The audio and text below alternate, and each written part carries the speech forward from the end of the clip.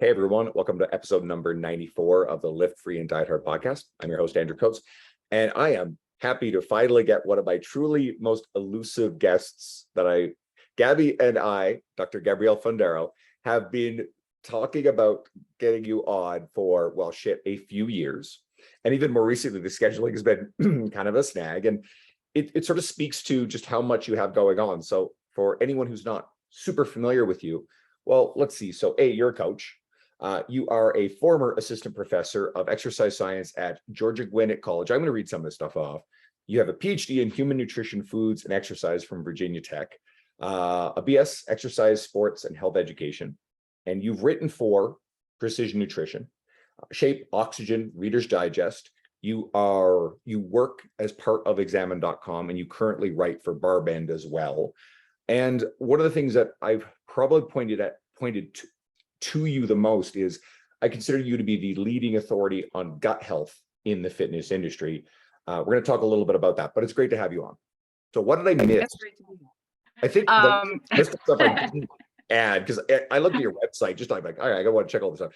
I'm like, I cherry picked the highlights.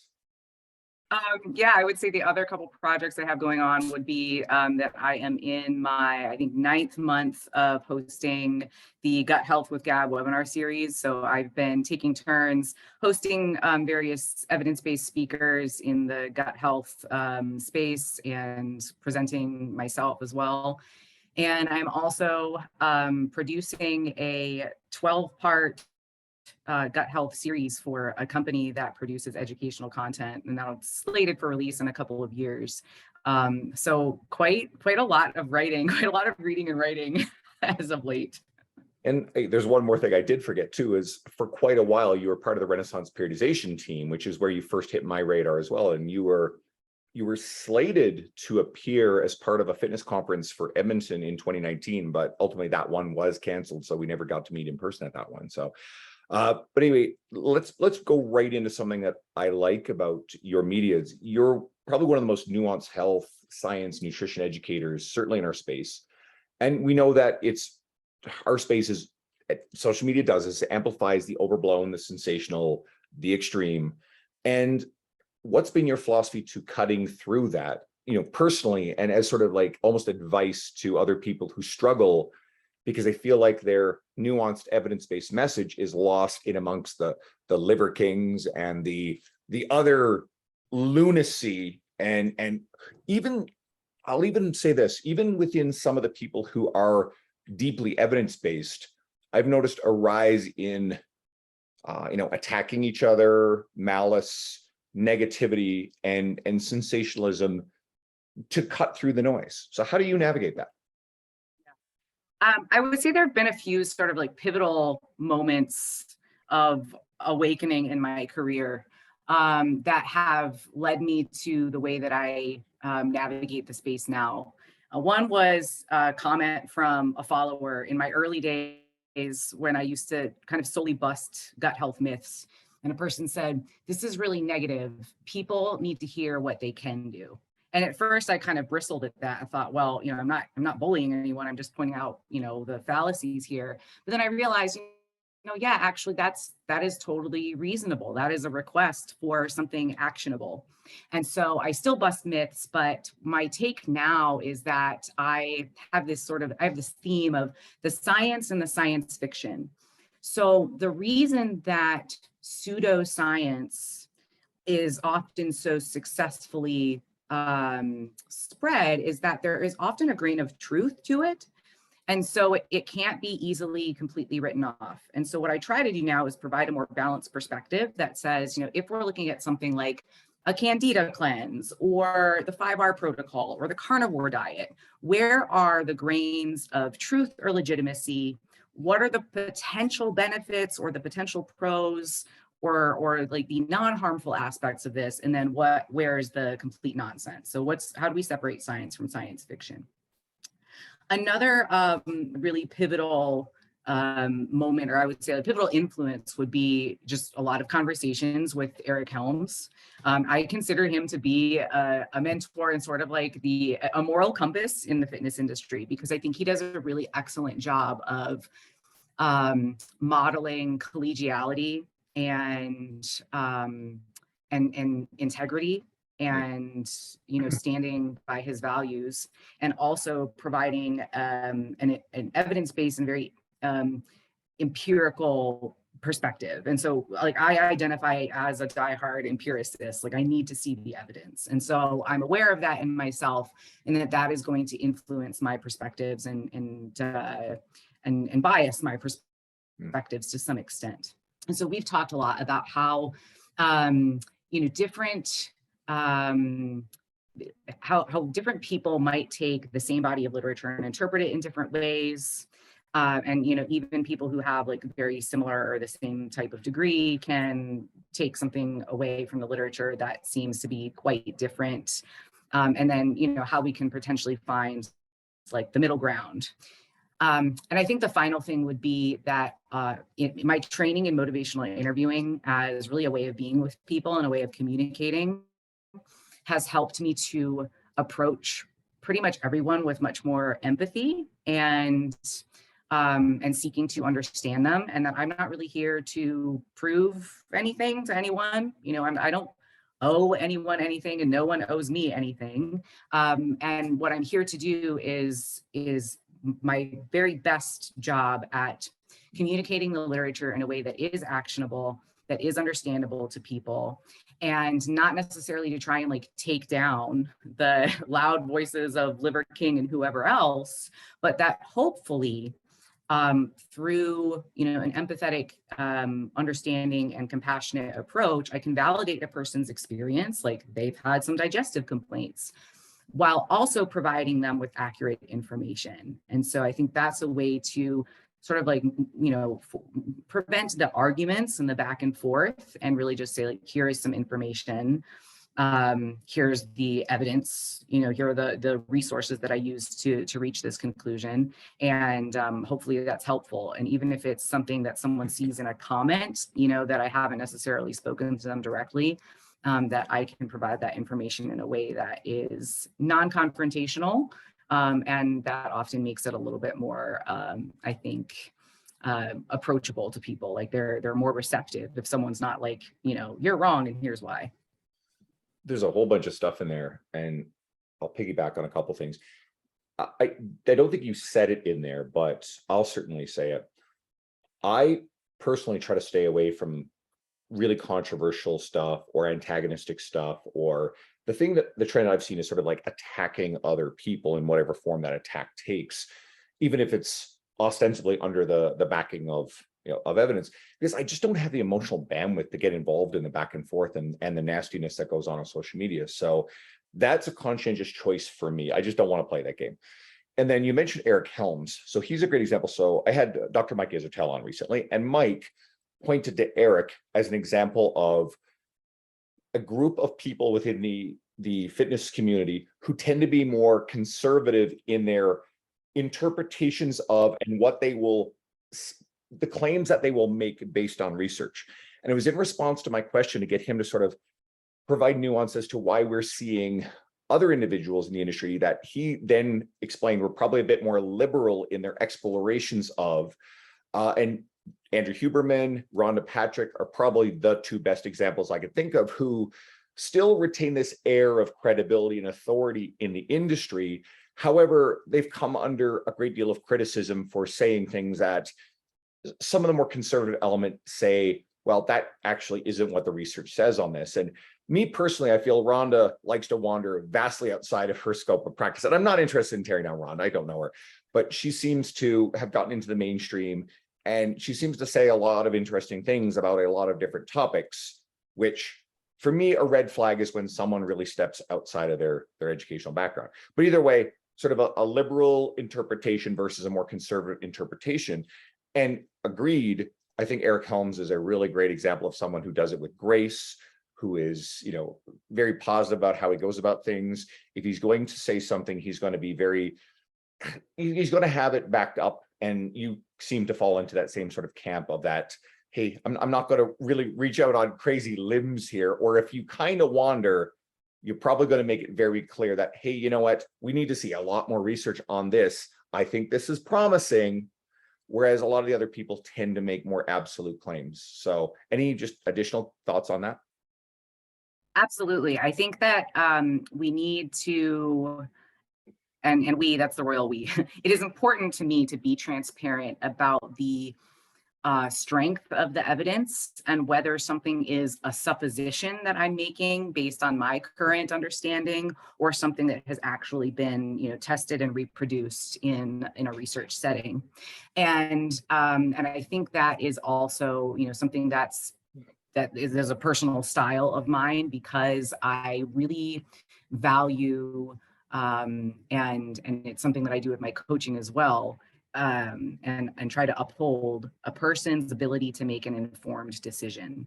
And when they don't have all the information, or the information is presented in a way that is extremely liberal, they may make a decision that is really not in their best interest. And that's where I think the harm can come in, and that it really behooves us to provide a nuanced perspective, because then we're much less likely to end up in that place where people start to really doubt our credibility, because they've seen how many times we've said things that are just completely, patently false, that they start to doubt everything else that we're saying. And so I think it's, doing ourselves a favor when we're a little bit more conservative, or at the very least, we say we differentiate between our opinion, our suppositions, and what's really played out in the literature.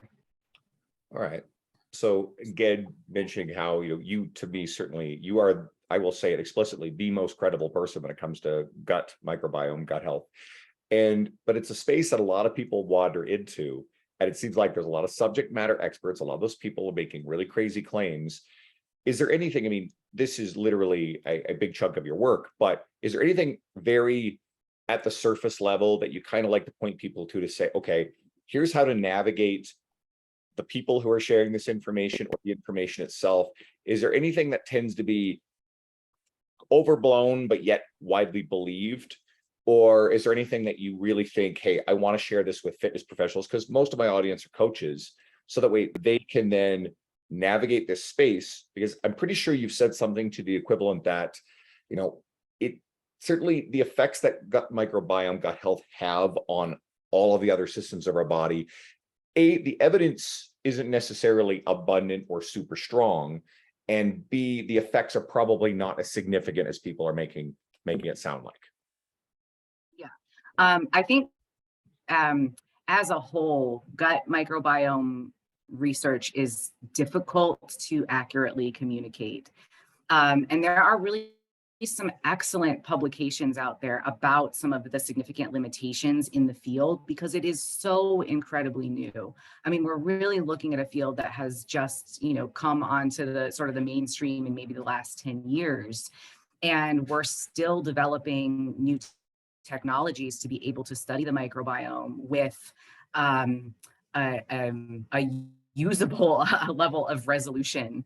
And so there's not a lot that we can take away from the findings right now that would be considered, largely applicable and actionable for everyone across the board, aside from it's probably a good idea to eat a wide variety of fruits and vegetables. And there seems to be some relationship between the microbiome and physical activity. And those things are not popular, they're not super sexy. They're sort of like, back to the basics, and that sounds really boring, and people want to feel a difference.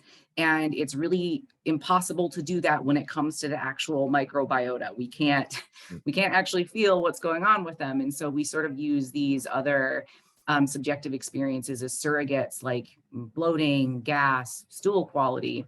And then when you add on top of that we have these really ambiguous terms with no research-based definition, like good gut health and bad gut health, it's really easy to make sweeping, generalized statements that sound logical, that you can add, a PubMed link to in support of whatever you're saying. But when you look at that, it's actually, a narrative review, or it is, it's coming up with potential theories, like the estrobolome is one area where we really have almost no, and this is the sort of the interaction between gut microbes and circulating estrogens. There are quite a few observational studies there's a plethora of narrative reviews. There is really nothing in the way of interventions in terms of, like a randomized control trial where we can start to actually clarify the relationships. And yet we see a lot of infographics, a lot of people making claims about how bad gut health can influence your estrogen levels. And that is really in the absence of any legitimate, or I should say any strong evidence from humans. Another area that we see this would be when we're looking at a comprehensive stool analysis. This is something that's promoted by a lot of practitioners and coaches. The idea being that if you can get a picture of which microbes are present in your stool, that indicates which microbes are present in your gut microbiome as a whole, and that you can somehow modify that to improve health. And while it is valid in the sense that the methods used to identify those microbes are the same methods that we would use in a lab if we were running, if we were doing some research. It's really the interpretation that is invalid, that would be inaccurate, because those reference ranges are set by the manufacturers. They're not based on any sort of scientific consensus out of the community where we've said, yes, we've analyzed 80,000 different gut microbiomes, and we can certainly say that everyone is supposed to have this amount of this type of microbe, and if you don't, then there's something wrong. But that's how it's interpreted. They see, oh, you have too much of this microbe or not enough of this microbe, and you have to take this probiotic or use this supplement. And that's where the science fiction comes in. And so it's something that's really widely used and promoted. And I think really to the detriment of whatever comes out in the future that's actually the thing that will be helpful, because people will say, oh, those things are bunk. Like I used that before and that's not real.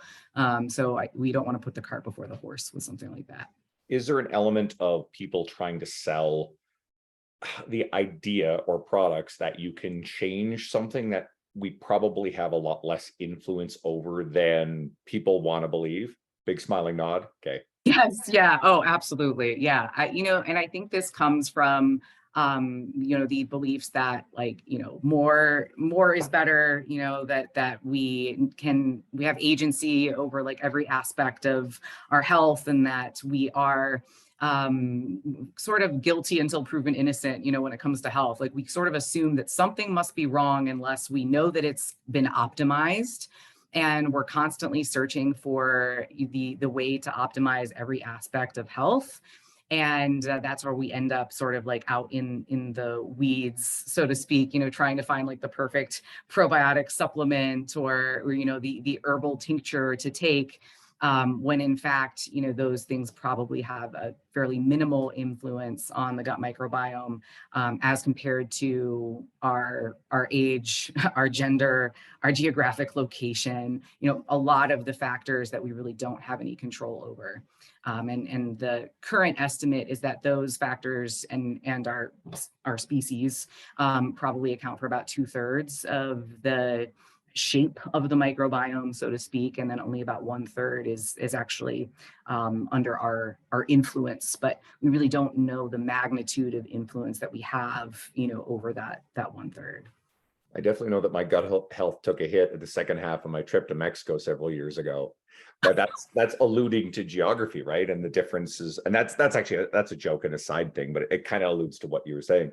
Are there any safe general recommendations that you can sort of say to coaches here? This stuff is pretty safe stuff to talk with your clients about. For example, you started with saying eating more fruits and vegetables. Like what? And you mentioned probiotics, and I know on your media you've been sort of talking about how the promise of probiotics is probably very overblown. So any safe recommendations there? Yeah, absolutely. So I would say the strongest evidence we have is in favor of eating a plant-centric diet. There's no clear advantage to being vegan or vegetarian over being omnivorous, assuming that whatever dietary pattern you're following is prudent. So you are eating adequate levels of microbe accessible carbohydrates. So these are the fermentable carbohydrates, the dietary fibers that enter the large intestine and can be metabolized by the microbes there. So the fruits, vegetables, whole grains, legumes, nuts, seeds, making that a large portion of your dietary pattern. and probably limiting processed meats. There is, again, no consensus ratio on the amount of protein to the amount of fiber that would be considered to be most health promoting or least risky in terms of, colorectal cancer. You're probably just safer trying to optimize your protein intake for your health, and you're probably best off just focusing on staying within a range of fiber that's enough, but not so much that it's physically uncomfortable. So I guess those are the bigger rocks versus trying to optimize for gut health, right? Yes, exactly. And there are probably some people saying or thinking, but if I eat fruits and vegetables and whole grains, if I eat fiber, I feel very bloated, I feel very gassy. That is absolutely valid. That doesn't necessarily mean that there's anything wrong with your gut. That gas production is a result of the bacterial fermentation of those microbe accessible carbs. So it means that your gut microbes are essentially munching on that. They're making energy for themselves, just like we have to do for ourselves. But if that is the case, then after, visiting a gastroenterologist, because that's my other recommendation, if things are off, to visit a GI doc. If you have a clean bill of health and it's most likely just the dietary thing, looking into something that is more of a systematic elimination and reintroduction process of the most obvious gas promoting foods, rather than trying to remove everything wholesale and then only eating meat for the rest of your life. It is possible to modify your dietary pattern to have digestive comfort without eliminating huge food groups. And you just hit on something big, and that's why I've always nuanced when I have that discussion about carnivore dieting. I train a cardiologist, and he sort of takes a very dim view on its, long-term likelihood of what the health outcomes will be. But it can be very appealing to people. And I know people in person who prefer the carnivore diet because, well, to say it in one way, it's more hypoallergenic in terms of how your gastrointestinal tract reacts to just a straight meat diet. And then if immediately is alleviating those symptoms, it's easy to be convinced, especially if you have a couple of quote doctors famously promoting it as being, this panacea of health. It's easy to be lured into believing those claims, but you yourself feel better. I mean, that's the most compelling evidence that anybody's going to be presented with. Any thoughts to navigating that conversation? Oh, absolutely. I mean, it is of the utmost importance to feel better. And you could also feel better eating in other ways that are less risky for your health long term. And having just written on this, I would also say that the evidence used to support following the carnivore diet is actually almost entirely based on Paleolithic style or ketogenic style diets, which can still contain carbohydrates. And also, the carnivore diet isn't necessarily, over time, isn't necessarily carbohydrate free either. I think that perspectives are really changing, even from the voices of the major spokespeople, the major doctors, that they did over time actually reintroduce some carbohydrates, and that it becomes more like carnivore adjacent is one of the terms that I saw on one of the websites. So I think even they are realizing that long-term, a meat-only diet isn't the most prudent approach. But that probably gets lost because the original version of that diet and the way that it's promoted is often a strict carnivore diet. And people then, like you said, they feel better. And so there's no real compelling reason for them to start to reintroduce these foods that made them feel worse and go through this whole process of testing and eliminating and whatnot, because that can seem really overwhelming. And at the end of the day, it's a person's choice. But again, I think it's important that they're making an informed choice and realizing that there is a very, very little research on the long-term effects of a meat-only diet. And so if someone is saying that this is, highly substantiated, evidence-based way of eating, that alone is a bit of a red flag. So at least we could say, we don't really know what this is going to do to you, but there's plenty of evidence to suggest that it's probably pretty risky long-term. And there are more prudent ways of going about, improving your digestive comfort. Awesome. You can hear a garbage truck outside, so hopefully it's not too noisy. So I definitely wanted to go back around to what I alluded to earlier about where we're seeing this trend towards more combative battling of misinformation. And I had this conversation recently with Dr. Caleb Burgess, who's more in the physio realm, because that's definitely showing up in their world. But I know a lot of this stuff is definitely directed at what I like to point out as popular or verifiable charlatans. I think Lane Norton is a good example of someone who has kind of built a heavy part of his brand around taking on the prominent people who make some pretty big claims that are, not supported by the evidence, and people who have their own like marketing narratives. But I definitely have also observed more infighting, and as you alluded to earlier about the different interpretations of research, or maybe there's a different tribe that, they're probably even more current or have more mastery over what the research is actually saying about something. And maybe they're just fighting against well-intentioned fitness professionals who maybe are still holding on to older beliefs.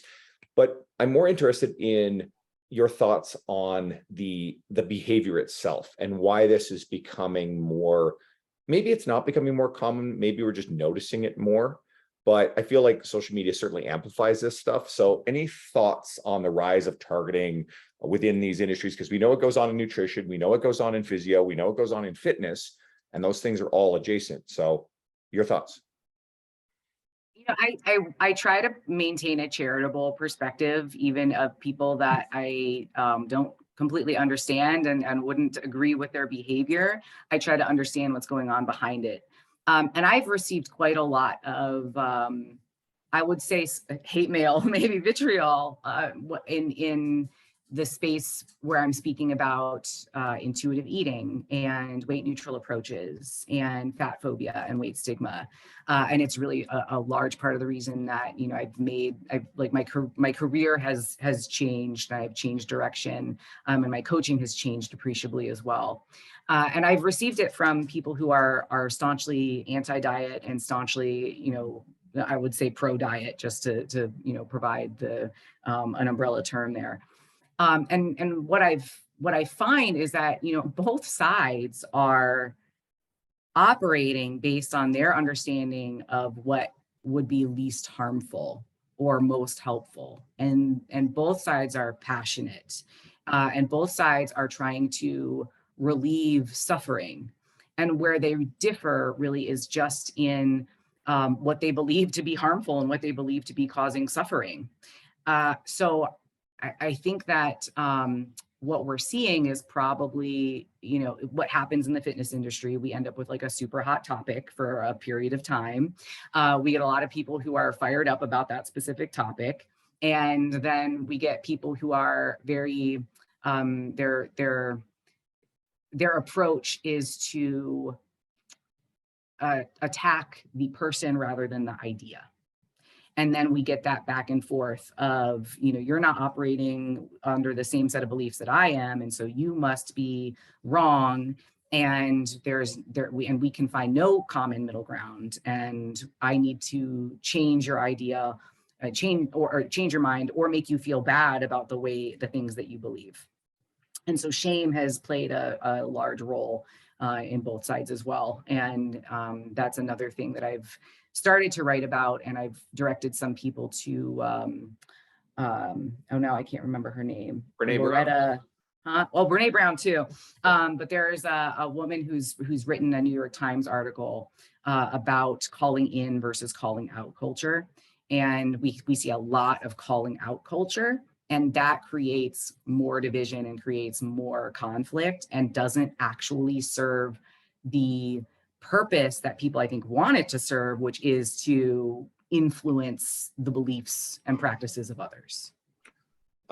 It's funny because I thought you were going right for Brene Brown, whose work on this stuff I think is wonderful.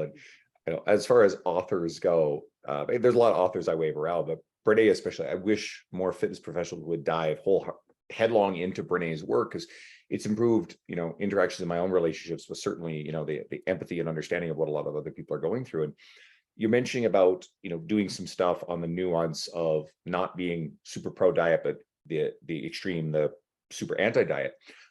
Sohee Lee put up a post just at the end of last year talking about this, and she had tagged me in it. So he's an old friend, and there were commenters in there who were very on that like anti-diet, and I would say it's a little extreme. And her message, no, they attacked and they were, and Zoe is one of the most nuanced, empathetic, like thoughtful people when it comes to this, very open about how her attitudes have shifted over time, kind of like what you alluded to. And you've got people who know this message is not good enough. They absolutely cannot in any way endorse any sort of form of dieting. And it's like, holy shit. And it can be frustrating and scary for other fitness professionals to see well-intentioned, nuanced, thoughtful messaging to still come under fire. And I guess that is sort of social media. And what you said about attacking the idea, not the person. I've personally observed people who ostensibly attack the idea, but the attacks, they're gaslighting. They're straight up gaslighting individuals. They come in a combative nature. They're naive to think that they're ever going to their goal is to get the person to capitulate to admitting, oh, the wickedness of their former beliefs and completely reverse their attitudes and thank the person who is, educating them. And this is ridiculous because that doesn't work that way. Like you said, right? It's a calling out. And then when the person reacts in a way that can be expected, this is where the gaslighting comes in, then I've noticed the tribe attacks, they shame, they post up in stories to swarm the individual who they've targeted in the first place, which again is pure gaslighting. And then they go on, and then a lot of times the followers of the tribe are actually quite malicious and quite harassing.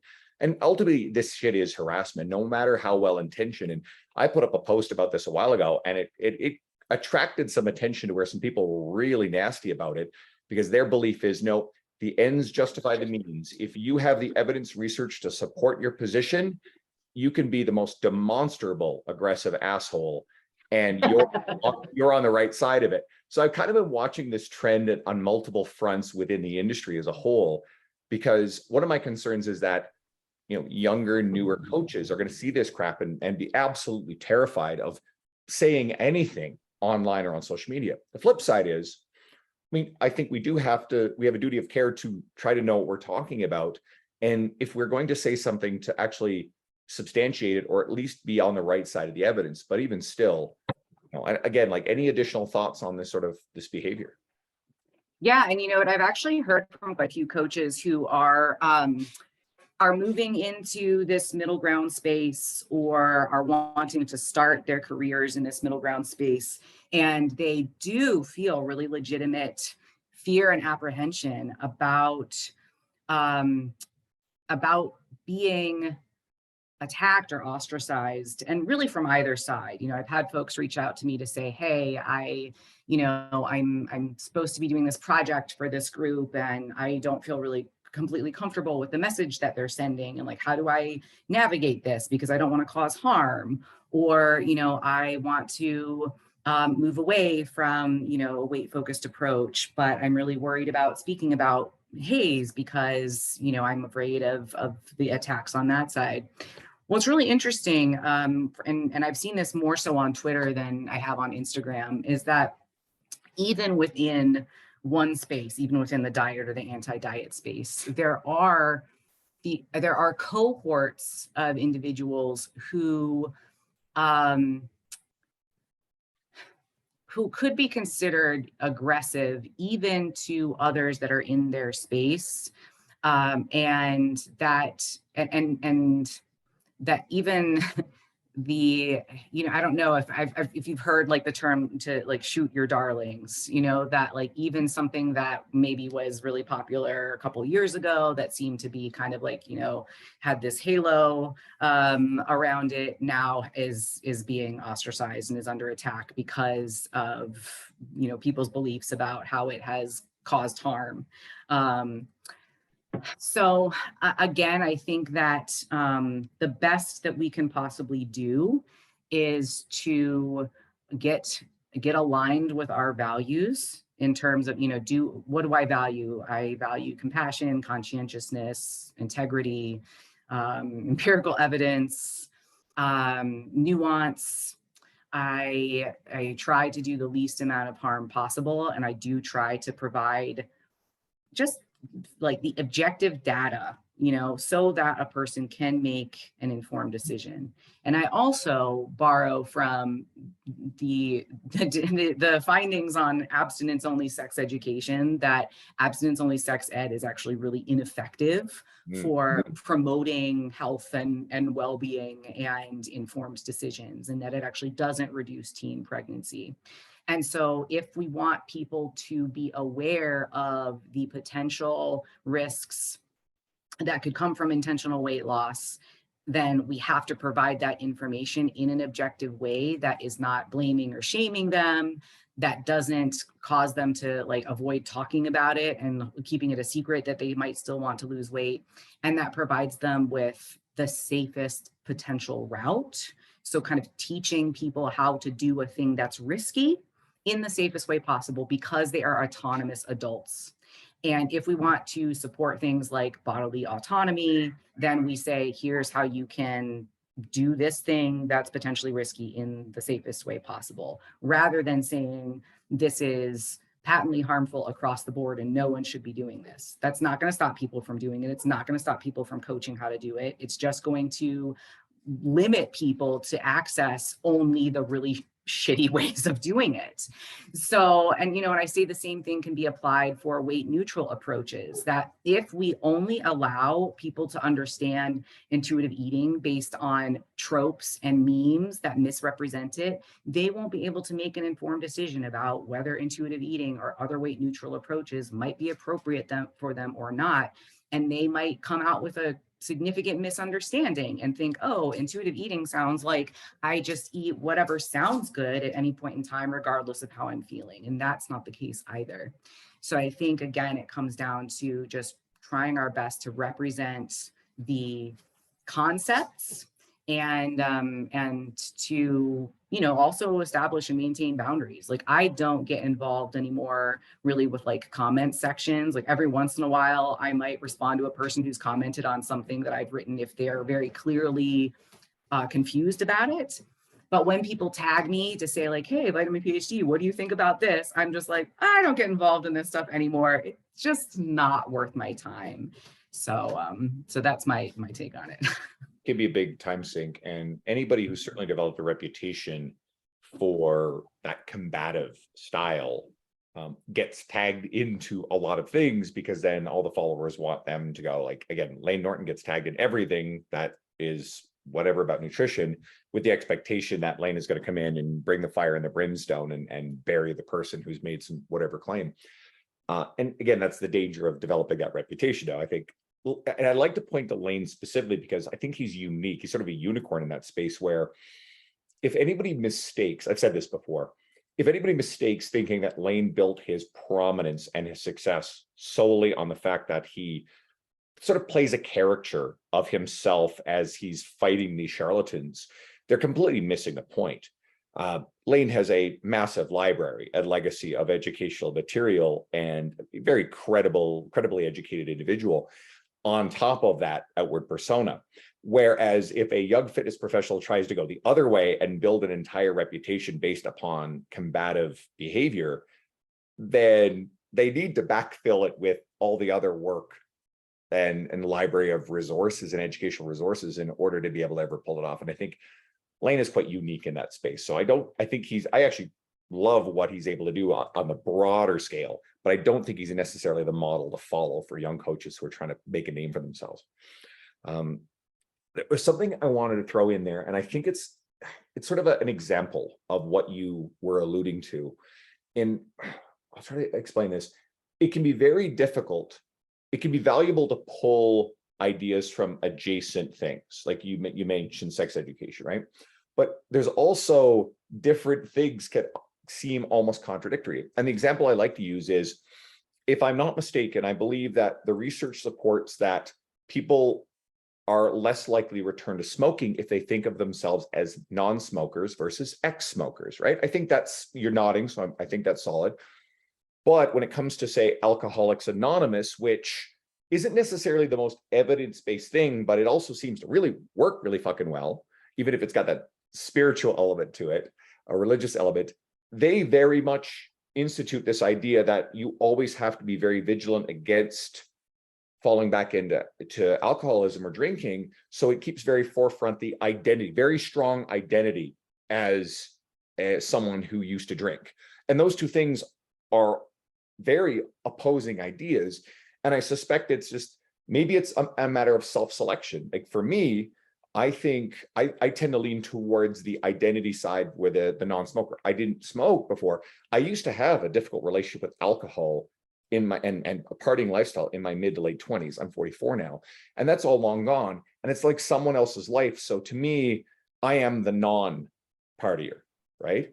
Whereas I truly believe that for other people, keeping forefront that former identity, there are people in our industry who their past wild lifestyle behavior is very forefront in their branding and their media, and they stay hyper vigilant against ever falling back into it. I don't know if you have any additional thoughts about that.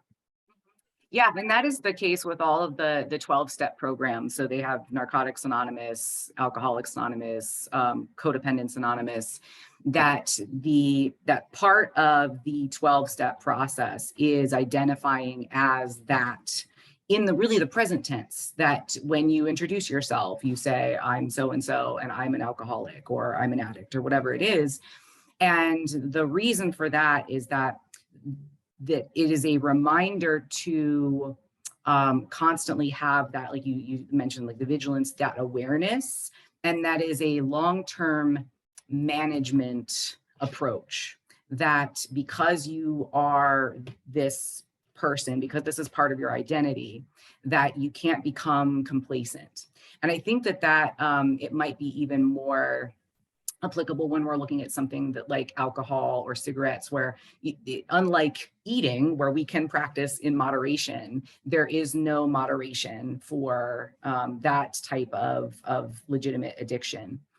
Where it becomes difficult to apply that to food is that we haven't really determined whether food is a behavioral versus real chemical addiction in the same way that nicotine or alcohol would be. And that we can't go cold turkey on food. We can't stop eating food.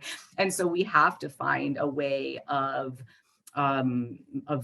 modifying our food intake. And that also, our relationships with food are as complex as our relationships could be with alcohol or with cigarettes. That, it's not something that we're just using for fuel, just for energy balance, but it plays so many different roles in our lives, and that we can't extricate it from those roles either. And so it becomes a much more complex thing to manage than saying, like, I whether or not we say I'm an alcoholic or I'm an ex-alcoholic, the one thing that we have to do is just not drink alcohol or not smoke cigarettes. I think that with something like, or not use narcotics, maybe something with something like codependency might be a little bit more relatable to food, because with codependency we have self-esteem issues, we have boundary issues, we can't go cold turkey out of relationships either, and codependency is relational. And so if we are around any other human beings, then we're going to have to find a way to manage that. And so that becomes much more about long-term management, understanding ourselves, and trying to find healthier ways of relating to other people, in the same way that we can find healthier ways of relating to food and exercise. Love it. That's a cool direction that conversation went. And what I really hope people take out of this is these things are profoundly nuanced. There are no simple, straightforward answers. And I think anybody listening is probably deeply, and I'll use the term, indoctrinated in the idea that the overblown simple solutions to complex problems are just false promises, right? So I think everybody who's listening here is a sort of person who's probably more frustrated about this sort of stuff, rather than people who are themselves vulnerable to it. But we know that the people that we work with can very much be lured in by this stuff that we've talked through up and down this episode. Obviously, I can't do justice to just the legacy of your work. So let's point people to where to find you, your media, so that we can actually dig in more. Yeah, absolutely. So I am on Instagram at Vitamin PhD, same thing on Facebook. Facebook's kind of just like a mirror for Instagram. I'm not the most active on social media. From time to time, I take long breaks. I also have a website. It's vitaminphdnutrition.com. I also run the comprehensive coaching community with my friend Shannon, and you can find that at btgcomprehensivecoaching.com. And I also have content on examine.com and barbend.com. So if folks want to check out the multitude of other pieces of writing, and that's all I can think of right now. But and I'm on Twitter as well at the Vitamin PhD. And I haven't posted in a while, but that's where I do like that Twitter is a little bit more academic, and I can like share some thoughts. So you can find me in different places. Yeah, and social media ultimately is going to be a mirror of whatever you're engaging with. So if you're determined to dive into the more extreme and the shittier stuff, you're going to find it, and the algorithm will show it to you. So intentionality with social media, I think, is wise. I appreciate you taking the time. I'm glad that we finally got a chance to do this. So if anybody listening, if you are just finding Gabrielle, please go check out her media. Okay, I hope something within this resonated with you and helped you. If you're someone who is finding me through Gabrielle's media because of this podcast, then, well, I've had Eric Helms on a long time ago. You got to dig in a little bit, but maybe some other people who, in similar spaces, Sohee Lee has been a guest a number of times on this particular format of the podcast. There's 150 old episodes before the 94 current ones. And so he's been on, I think, once for sure. And I'm trying to remember, you know what? She's been on a bunch of times on the old one between the two. So check out Sohee, scroll through the list of people that I've had on. You're going to see a lot of familiar names that you like. And if you like it, maybe you'll stick around. Anyway, Gabby, thank you so much. And everybody else, stay tuned for next week.